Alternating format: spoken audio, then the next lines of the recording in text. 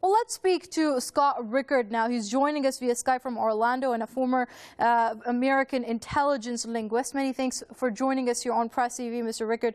Now, many said after the penning of this deal between the P5+1 group of countries and Iran, the ball was in the West's court. And now we've seen nothing but threats of sanctions and an extension of sanctions from the U.S. and even the EU. What do you make of that?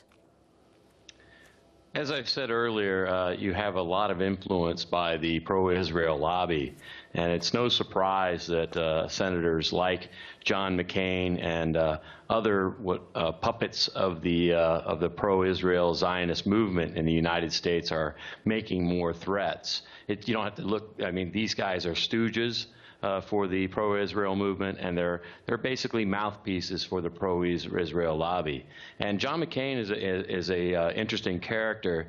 If you know any history about his rise to power in Arizona, he rose to power based upon the Bronfman dynasty of liquor in Canada through Meyer Lansky and several other of the mafioso that run the liquor business.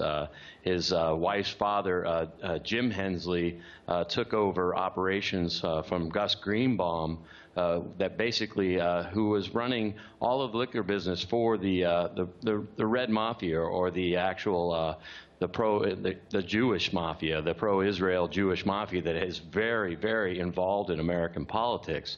So unfortunately, a lot of the politicians in the United States will continue to try to put all kinds of sanctions in place and continue the aggressive and illegal criminal activity against countries like Iran and other countries that they have an agenda against, mostly because Iran operates in an independent economic environment outside of the banking community that the pro-Israel Zionist lobby control.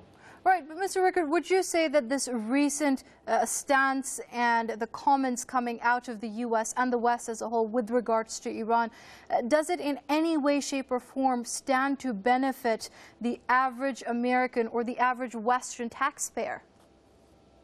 No, absolutely not. This is not about benefiting the average American taxpayer. This is about benefiting the individuals that are fighting other countries for their resources, and also fighting other countries for geopolitical influences to control those resources. And outside of that, there's also ideology that's associated with religious beliefs across both the Christian and the Jewish communities that has been really subverted by the Schofield Reference Bible and the Zionist movement from the late 1800s. Okay, that was a former American intelligence linguist, Scott Rickard, there joining us via Skype from Orlando. Thank you very much for your comments here on Press TV.